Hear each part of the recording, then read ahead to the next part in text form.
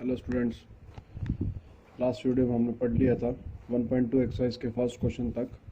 थोड़ा सा मैंने एक्सप्लेन भी किया था और अपने एक क्वेश्चन भी सॉल्व करके बताया था। अब नेक्स्ट 1.2 में रिमेनिंग क्वेश्चन को मैं ट्राई करने जा रहा हूँ। इन क्वेश्चन को सॉल्व करने जा रहा हूँ। ज़रूर देखें ये क्वेश्चन किस तरीके से होंगे, यहाँ पे 1, 1 और 2 को कैसे प्रूफ करना है, चेक करना है, फाइंड कैसे करना है, प्रेजेंट कैसे करना है। Everything is very important. Okay, so completely watch करें और अपने स्टूडेंट्स, अपने साथी को भी शेयर ज़रूर करें। क्वेश्चन नंबर 3 से शुरुआत कर रहा हूँ मैं। क्वेश्चन नंबर 3 क्या दे रखा है? Look, prove that the greatest integer function which is the function mapping defined R to R given by function of x that is a greatest integer function form which is neither 1 1 and nor on 2। ये ना तो 1 1 है ना ही on 2 है। ठीक है, अब इसमें ये क्या डिफाइन कर रहा है? Greatest integer function. अब जिसको पता है वो तो जानता ही है, तो सबसे पहले हम क्या लिखेंगे? As the given that, given, what are the given? क्या दे रखा है भाई? Function given is real to real, जिसमें डोमेन तो रियल का ही है और को डोमेन भी अपना रियल का ही है, बराबर। तो फंक्शन जो दे रखा है that is f of x equals to greatest integer function. तो इसका मीनिंग क्या है? अगर आपको नहीं पता है तो ज़रूर देखें। लेट ग्रेटेस्ट इंटीजर फंक्शन का मीनिंग समझो। सपोज मैंने 1.2 कोई रियल नंबर ले लिया,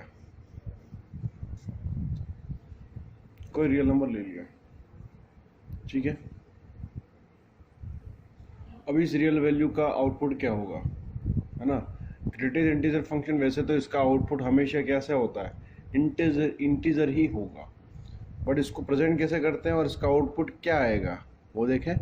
देखो, ये कोई नंबर लाइन है 0, 1 एंड 2। तो 1.2 तो 1 एंड 1 2 के बीच में ही है, अप्रोक्सीमेटली 1.2। और ये डेफिनेटली किसके बीच में लाइन कर रहा है? 1 एंड 2 के बीच में ही लाइन करेगा, है ना। 1.2 यहाँ पे हो गया। अब 1.2 यहाँ पे है, तो जैसे आप इनपुट कर रहे हो इस फंक्शन के अंदर 1.2, दैट मीन्स इस 1.2 का ग्रेटेस्ट इंटीजर आउटपुट क्या होगा, ये देखें एक बार। ये अगर हमें आता है तो हम समझा सकते हैं 1 1 कैसे, किस प्रकार से हो सकता है या नहीं हो गया, जो भी है। तो 1.2 का ग्रेटेस्ट इंटीजर क्या हो गया भाई? 1.2 इट मीन्स ये रहा। इसका ग्रेटेस्ट इंटीजर क्या होगा? जो रियल इनपुट है उसका left integer, nearest left integer ही ग्रेटेस्ट होगा। इट मीन्स 1 इसका सही आंसर होगा, यानी इसका आंसर 1 आएगा। यस, ठीक है ना भाई। Greatest integer of that x is denote the greatest integer less than और इक्वल टू x। ये x क्या शो कर रहा है? लेस देन और इक्वल टू x। वो जो इनपुट किया 1.2, है ना, उससे कम, है ना, और इक्वल टू दैट, या फिर उस इंटीजर के बराबर ही आएगा, उससे लेस देन वैल्यू। ये 1.2 तो इंटीजर है नहीं, तो उसका नियरेस्ट लेस वैल्यू कौन सी है? इंटीजर। लेस इंटीजर कौन सी है? 1, और वो वैल्यू यहाँ पे दे रहा है नियरेस्ट ग्रेटेस्ट इंटीजर जो है वो 1 है, क्योंकि 1 जो है उसके बाद आने वाले जितने भी इंटीजर है उन सब में सबसे बड़ा कौन है? 1 ही है। 1 ही वो ग्रेटेस्ट इंटीजर है जो 1.2 के सबसे नियरेस्ट है। अगर आप 1.2 के 2 बोलोगे नियरेस्ट ग्रेटेस्ट, तो फिर वो गलत होगा, क्योंकि उससे भी आगे वैल्यूज़ उससे सब बड़ी है, तो वो फाइनाइट वो डिफाइन उसको नहीं कर पाएगा। ओके, अब लिखते हैं। सबसे पहले स्टार्ट करते हैं 1 1। अब इसमें 1 1 को किस प्रकार से हम डिफाइन करें? लुक, इसमें 1 1 को डिफाइन करने के लिए सबसे पहले तो दो डिफरेंट वैल्यूज़ ले लेते हैं, x1 और x2। ठीक है, दोनों वैल्यूज़ किस प्रकार से है? रियल वैल्यूज़ है, दोनों रियल है, ठीक है। अब दोनों रियल है, तो जैसे हमने अगर सपोज इनपुट कर लिया है ना, रियल हमने ले लिया, let 1.2 and 1.7 whatever you can take, दो रियल वैल्यूज डिफरेंट एलिमेंट ले लिए है ना, जहाँ पे x1 equals to 1.2 and x2 equals to 1.7, ये ले लिया आपने है ना। अब दो डिफरेंट एलिमेंट है लेकिन उनका आउटपुट भी डिफरेंट आएगा, तो ये 1 1 होगा, राइट। अब देखें इसमें 1.2 का आउटपुट क्या हो गया, तो इसका ग्रेटेस्ट इंटीजर क्या होगा, 1.2 का 1। वहीं पे आप देखें 1.7 जो डिफरेंट एलिमेंट है उसका भी आउटपुट क्या होगा, ग्रेटेस्ट इंटीजर भी 1 ही होगा, राइट। बस बात समझ में आ रही है। उसी तरीके से अगर आप लेना चाहो, suppose 0.3 and 0.2 whatever you can take, which both are belongs to real number as domain. अब दोनों है तो डिफरेंट, दोनों डिफरेंट है, बट बात वही आ रही है कि दोनों का फंक्शन वैल्यू दोनों की क्या आएगी, दोनों की फंक्शन वैल्यू देख लो आप, इसका भी ग्रेटेस्ट इंटीजर और इसका भी ग्रेटेस्ट इंटीजर, इसका 0 इसका भी 0 है कि नहीं। तो इस तरीके से डिफरेंट एलिमेंट होने के बाद भी सेम आउटपुट है, यहाँ भी सेम आउटपुट है। So we can say there is x1 and x2 are different but images are function value are same। तो ऐसे केसेस में ये क्या होगा, no it is not, it's not 1 1 और इंजेक्टिव, ये 1 1 नहीं है, ये 1 1 केस नहीं हो सकता। किसकी बात कर रहे हो, ऑन टू की।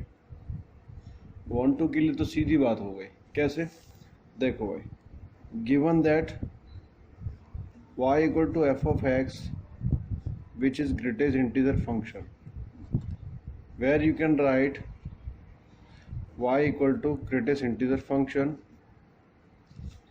and where x belongs to real, y belongs to real, जहाँ पे आउटपुट भी रियल है इनपुट भी रियल ही है, राइट, दोनों रियल है, जैसा कि फंक्शन डिफाइंड है रियल टू रियल में।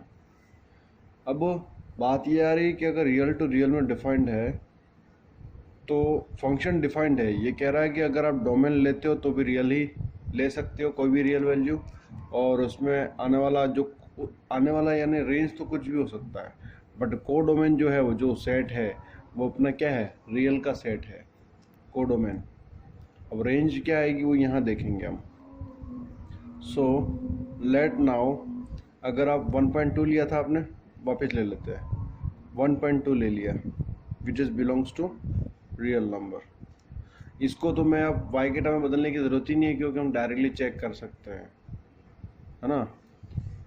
जैसे अगर आप इनपुट करते हो y इक्वल्स टू 1.2 तो आपको आउटपुट क्या मिलेगा, 1, और हम यहाँ लिख सकते हैं वी सीन दैट, हमने क्या देखा और हम ये क्या जानते हैं, we seen that it's always, ये हमेशा कैसा फंक्शन है, it's always exist what, integer only, only integer, ये हमेशा आपको कैसा आउटपुट देगा, ओनली इंटीजर ही देगा, राइट, ये हमेशा आपको इंटीजर ही देगा। तो इसका मीनिंग क्या हो गया, अगर इंटीजर ही देगा तो फिर जो रिमेनिंग जो इसमें एलिमेंट्स है कोडोमेन के, तो उनकी प्री इमेज क्या होगी, है ना। इसको वेन डायग्राम से समझाऊं, देखो ये तो आप नोट कर सकते हो यहाँ तक, तो देखो इसमें ये रियल है ये भी रियल है, तो रियल में भी बहुत सारी वैल्यूज़ है, जैसे 0.1 0.2 एंड सो ऑन, है ना, then 1 1.2 1.3 and so on 2 2.1 so on 3, इस तरीके से वही रियल नंबर यहाँ पे भी है 0.2 so on 1, then 1.2 1.3 continue 2 2.1 continue 3 and more to infinite, बराबर।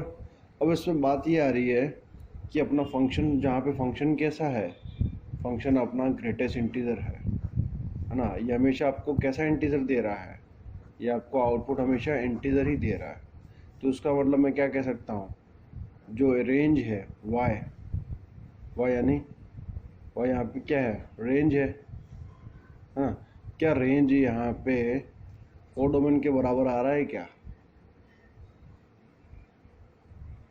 रेंज जो है वो कोडोमेन के बराबर आ रहा है क्या, इसको हम चेक करते हैं। अब रेंज जो आ रही है वो कैसी आ रही है, इंटीजर आ रही है।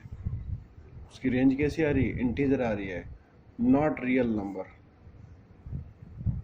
जो कि रियल नंबर नहीं आ रही है। अब देखें तो उसको ऐसा आप उसको प्रेजेंट कर सकते हैं। बात समझ आ रही है? रेंज देख लो आप, ओनली इंटीजर ही दे रहा है, रियल थोड़ी दे रहा है ना। तो इसका मतलब क्या हो गया, इसका मतलब देख लो, अगर आप वन का अगर आप देखा जाए तो 1/1 आउटपुट किससे मिला है, तो आप कह सकते हो 1 आपका किससे आउटपुट मिला, 1.2 से, 1 आपका 1.3 से मिला है। ये 1 का तो आपके पास प्री इमेज बन रही है, क्योंकि 1 का रिलेशन है यहाँ पे, है ना। बट अगर आप 0.2 की बात करोगे तो उसको ये उसकी प्री इमेज एग्जिस्ट करेगी नहीं, है ना, क्योंकि ये आउटपुट हो ही नहीं रहा है, आउटपुट आपका इंटीजर ही आ रहा है। इसी वजह से ये क्या होगा, है ना। So hence we can say there does not exist any element in domain what real number, जहाँ पे आपको आउटपुट क्या दे दे, आउटपुट आप जो चाह रहे हो वही 1.2 दे दे। ऐसा कोई एलिमेंट है जो आपको आउटपुट 1.2 दे दे, not possible. So it is also what, not onto. ये भी क्या ऑन टू है क्या, नहीं है। दैट्स वाई एवरी एलिमेंट का केस एग्जिस्ट नहीं हो रहा है, इसी वजह से। उसी तरीके से क्वेश्चन नंबर 4 है। सपोज मैंने क्वेश्चन ये दे दिया y equal to modulus x, ठीक है, और फंक्शन यहाँ पे रियल टू रियल में मैपिंग कर रहा है। इसको मैं सॉल्व नहीं कर रहा हूँ, आप समझने की कोशिश करें। बड़ा अच्छा क्वेश्चन है, आप समझें इसको, और आपको ये ट्राई करना है, मैं आपको हिंट कर रहा हूँ। ओके, इसी तरीके का ही क्वेश्चन है, इसको मैंने पूरा समझाया, क्लियरिफाई किया। वैसे ही इसको भी समझे और इसको क्लियरिफाई करना है आपने को कि भाई इसमें क्या करना है, ठीक है। अब देखें ये कैसा फंक्शन है, मॉड्यूलस x, इट मीन्स इसका आउटपुट भी कैसा होगा, पॉजिटिव होगा। इसका आउटपुट भी कैसा होगा, पॉजिटिव होगा, राइट। तो क्या ये 1-1 हो सकता है क्या, 1-1 हो सकता है क्या, नो नहीं हो सकता। क्यों, क्योंकि आप देख रहे हो, है ना, सपोज -1 एंड 1 दोनों ले लेते हैं अपन, दो अलग अलग एलिमेंट, तो -1 से भी 1 मिलता है, और आपको 1 इनपुट करने पर भी 1 ही मिलेगा। तो दो डिफरेंट एलिमेंट की सेम इमेज आ रही है, इट मीन्स ये तो मैनी टू 1 हो गया, 1-1 नहीं हो सकता। तो 1-1 उनका केस तो यहीं क्लियर हो गया। वहीं पे ऑन टू का केस भी क्लियर हो सकता है, देख लो, है ना। क्यों भाई, क्योंकि इसकी जो रेंज है वो रेंज आपकी कैसी आ रही है, ओनली रियल पॉजिटिव नंबर, है ना, ओनली, या आप ये कह सकते हैं नॉन नेगेटिव इंटीजर्स। इसमें नॉन नेगेटिव इंटीजर ही दे रहा है ना, नॉन नेगेटिव रियल नंबर ही दे रहा है। अब नॉन नेगेटिव में इट मीन्स क्या होगा, ये रियल नंबर के इक्वल होगा क्या, नो, ये नॉन नेगेटिव रियल नंबर के इक्वल नहीं होगा। इसकी रेंज जो है वो रियल नंबर के इक्वल नहीं है, जबकि नॉन नेगेटिव रियल नंबर के इक्वल है। इट मीन्स हर एक रियल नंबर के लिए इसकी प्री इमेज इसमें अवेलेबल है क्या, नहीं है। जिस तरीके से जो बात इसमें हुई थी वही बात इसमें भी रिपीट हो रही है। आ रही बात समझ में, लिखना कैसे आप पे डिपेंड करता है। ओके, नेक्स्ट क्वेश्चन 7 क्वेश्चन की बात कर रहा हूँ मैं।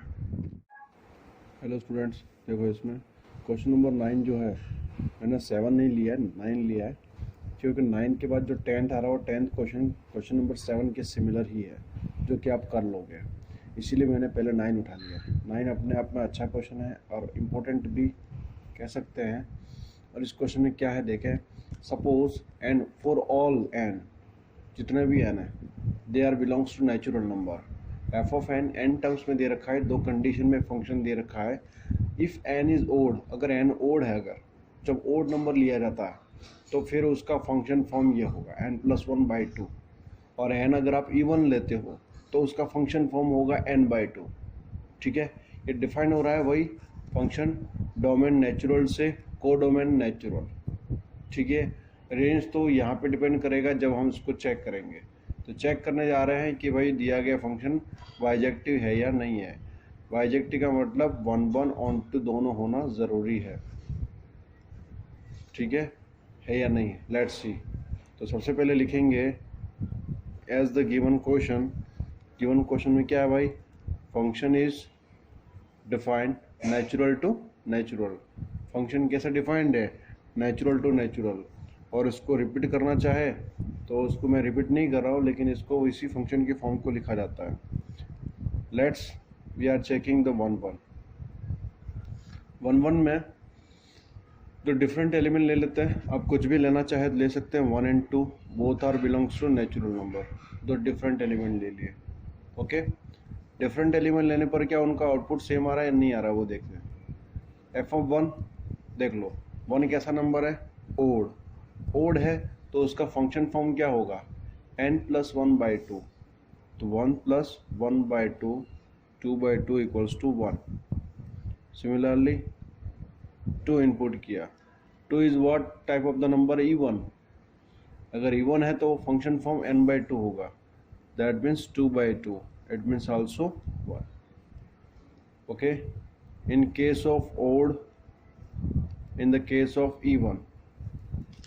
ओके, सो हेंस व्हाट, इसका मतलब क्या हो गया, दो डिफरेंट एलिमेंट होने पर भी दोनों का आउटपुट क्या है, सेम है। सेम होने का मतलब क्या हो गया, इट्स नॉट 1-1। ये कैसा होगा, 1-1 नहीं है तो मैनी टू 1 होगा, है ना। ये कैसा होगा, मैनी टू 1। तो उसको ये भी लिखना चाहे तो कह सकते हैं इट्स मैनी टू 1। ये तो मैनी टू 1 है, 1-1 तो हो ही नहीं सकता। क्लियर। बट फिर भी अब वो बात तो ये हो जाती है कि जब 1-1 ही नहीं है तो सर आप ऑन टू के लिए क्यों चेक कर रहे हो, है ना। बाइजेक्टिव तो होगा ही नहीं, है ना। सपोज अगर आप ऑन टू के लिए इसको देखना चाहे, है ना, पहले ऑन टू के लिए अगर आप देख रहे हो सपोज, तो ऑन टू में इसको कैसे लिखा जाएगा वो भी देख सकते हो, नो प्रॉब्लम। देखो भाई, इसमें ऑन टू के लिए अगर आप देखना चाहो तो देख लो। वैसे तो इसमें दे रखा है let's n belongs to all natural number. अब ऑन टू तभी होगा चाहे नंबर इवन हो या ओड हो। Suppose if n is the even number या ओड नंबर, ठीक है ना, odd even number, n is odd even number. अगर n कोई मैंने ओड इवन नंबर ले लिया, है ना, n अपने आप में कोई ओड इवन नंबर है, और ओड इवन नंबर n को मैं कैसे रिप्रेजेंट करूँ, तो उसको उसके आइडेंटिफिकेशन के लिए उसका मैथमेटिकली हम उसको लिख लेते हैं। अगर n अपने आप में ओड इवन नंबर है तो 2n-1 कैसा रहेगा, वो एग्जैक्टली ओड इवन नंबर को ही प्रेजेंट करेगा, right. If n is odd even number तो 2n-1 तो इसी को प्रेजेंट करता है, यस। तो क्या हो जाएगा, देन इसका फंक्शन फॉर्म क्या होगा, 2n-1। जब ओड इवन कहाँ लिख दिया, sorry, natural number, odd natural number, right, वो गलती से इवन लिख दिया, ओड नेचुरल नंबर। अब जब ओड नेचुरल नंबर है तो उसका आउटपुट क्या होगा, तो हमारे पास क्या था, n+1/2, तो 2n-1 + 1, ये n हो गया, n+1/2 रिमूव, तो ये कितना बचा आपके पास, n, यानी आपको n ही मिल रहा है, n ही मिल रहा है ना, यानी नेचुरल नंबर ही मिल रहा है। चाहे आप ओड इनपुट कर रहे हो तब भी आपको n नेचुरल नंबर ही मिल रहा है ना। तो एक बात तो यहाँ पे हो जाती है। दूसरी बात, अब ये तो ओड नेचुरल नंबर लेके देख लिया हमने, उसी तरीके से similarly if we are taking n, हमने ले लिया even natural number, suppose even natural ले लिया है ना, देन 2n क्या होगा, 2n also even natural, 2n भी क्या होगा, वो भी अपने आप में इवन नेचुरल ही होगा। अगर n को इवन नेचुरल मानते हो आप, सपोज लेट कंसिडर दैट, तो 2n भी क्या होगा, इवन नेचुरल भी होगा, बोले आप इसको आल्सो इवन नेचुरल नंबर बोल दो। अब अकॉर्डिंग टू 2n, n तो इवन नेचुरल नंबर है, बट उसके आइडेंटिफिकेशन के लिए हमने उसको प्रेजेंट किया 2n से, जिस तरीके से ओड के लिए हमने 2n-1 को लिया क्योंकि ओड नंबर होता है, वैसे यहाँ इवन को केस में 2n के केस में प्रेजेंट किया, तो उसका आउटपुट क्या होगा, in terms of 2n, I mean in case of 2n as a input which is what, even natural, ये क्या हो गया n/2, तो 2n/2, इट मीन्स यहाँ पे भी क्या दे रहा है n, देख लो, चाहे दोनों से ये क्या कंक्लूजन निकलता है, hence what we can say, है ना, फॉर एवरी, किसी भी n के लिए यहाँ पे नेचुरल नंबर एग्जिस्ट कर रहा है, चाहे नंबर ओड का हो चाहे इवन का हो, यहाँ पे हर एक नेचुरल नंबर ही एग्जिस्ट कर रहा है। इट मीन्स यहाँ पे उनकी प्री इमेज अवेलेबल है, सो वी कैन से, है ना, there exist every natural number, okay, in domain, okay, in the domain, so it is what, onto, ये onto तो है लेकिन 1 नहीं था ना, इसलिए ये बाइजेक्टिव नहीं हुआ, ये onto तो है। क्लियर हुआ भाई, इस तरीके से, बट बात वही है कि ये काम नहीं आया अपना। आगे बढ़ता है, लास्ट क्वेश्चन 10 की बात करता हूँ। डियर स्टूडेंट्स, यह क्वेश्चन नंबर 10 की बात करने जा रहा हूँ मैं। I am trying to teach you at your level through very simple way. अब मैं बहुत इजी तरीके से मैं आपको समझाने की कोशिश कर रहा हूँ, जो आप नॉर्मली आप अंडरस्टैंड करने की कोशिश करते हैं अपने तरीके से नोटबुक में सॉल्व करके, वैसे मैं आपको समझाने की कोशिश कर रहा हूँ, इसलिए ये आपके लिए बेटर वे होगा। और अगर आप इसको कंसंट्रेट होकर वॉच करेंगे, समझेंगे, तो डेफिनेटली हर क्वेश्चन आपसे होगा। देखो, ये क्वेश्चन भी बेहतरीन है, क्वेश्चन नंबर 2012 में आ चुका है। इस क्वेश्चन में क्या बोला गया है, देखिए क्वेश्चन में बोला है कि कोई सेट दे रखा है, where is the set is belongs to every real number but there is not contents 3। Similarly B also set of real number, it has not okay including 1। Okay, so function is given. इस function से आप कह सकते हो कि ये वास्तव में सही कह रहा है। कैसे भाई, देखो फंक्शन ऑफ एक्स के टर्म में देख लो, डोमेन जो है, डोमेन में यहाँ 3 नहीं होना चाहिए, अगर 3 हो गया इनपुट करने पर तो क्या हो जाएगा, नॉट डिफाइन, है ना। और आउटपुट जो उसका आ रहा है वो कैसा दे रहा है, उसमें भी आउटपुट में भी उसका जो इनपुट वैल्यू होगी, आने वाला आउटपुट में जो जिस वेरिएबल के टर्म में आएगा उसमें भी वो 1 को छोड़ के किसी भी उसका रेंज जो है वो रेंज 1 इंक्लूडिंग नहीं है, 1 इंक्लूडिंग नहीं है। ओके, तो यहाँ पे रेंज में भी 1 इंक्लूड नहीं होगा, वो बात की बात है, उसको जब हम उसमें चेंज करेंगे तभी समझ में आएगा। फिलहाल तो फंक्शन दे रखा है, उसको हम 1 के लिए चेक करने जा रहे हैं। लेट्स सी 1 में कैसे चेक करेंगे। बस 1 वाला थोड़ा सा इसमें मुश्किल हो सकता है करना, क्योंकि वैसे तो हमने जहाँ तक 1 को जानते हैं 2 different elements. Okay, if you are taking the 2 different element then they must have also images, है ना। बट अगर दो सेम लेंगे तो उनका इमेजेस वैल्यू भी सेम होनी चाहिए। It's belongs to what, a set, और ए सेट अपना क्या है, वो अपने पास दे रखा है, ठीक है। Where is a set is also real number but excepting 3, ठीक है।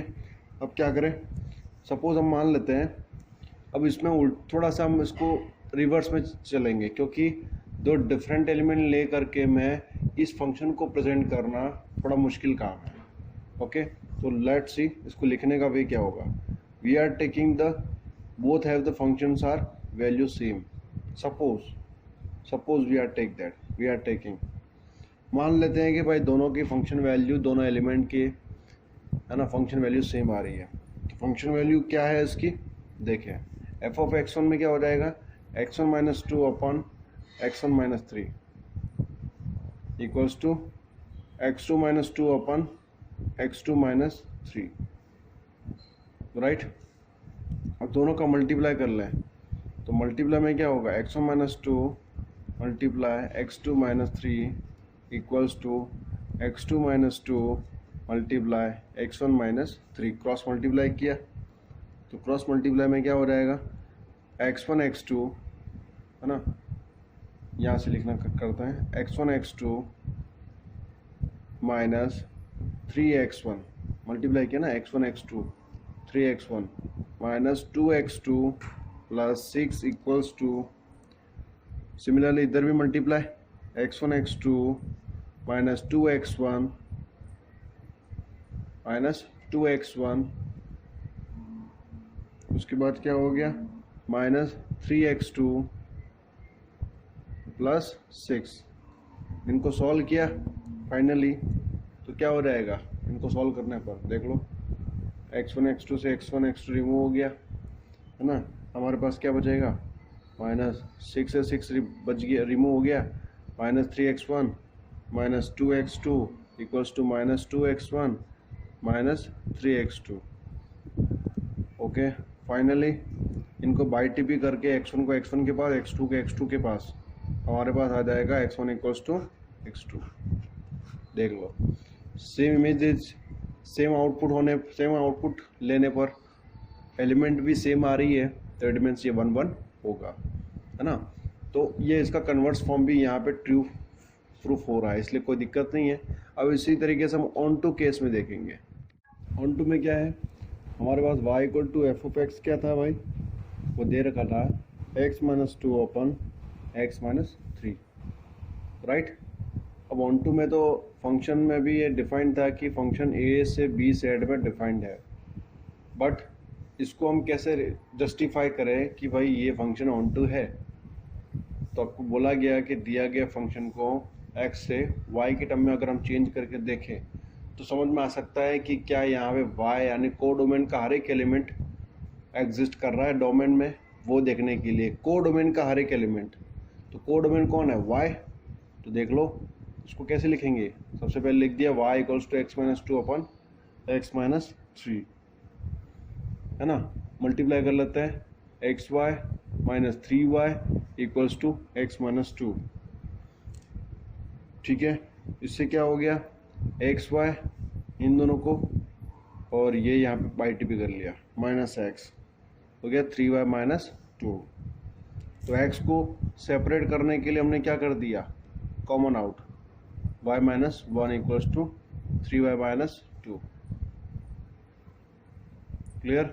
देन x इक्वल्स टू क्या हो जाएगा 3y minus 2 upon y minus 1। Okay, अब देख लो आ गया ना क्लियरली। हम x को y के टर्म में क्यों चेंज कर रहे हैं, because of y it means को डोमेन एलिमेंट। को डोमेन एलिमेंट का हर एक एलिमेंट मुझे यहाँ चेक करना ज़रूरी है क्या वो डोमेन में एग्जिस्ट हो रहा है या नहीं हो रहा है। यानी को डोमेन एलिमेंट को इनपुट करने पर, डिफरेंट को डोमेन एलिमेंट को इनपुट करने पर y belongs to b, where is x belongs to a set, right.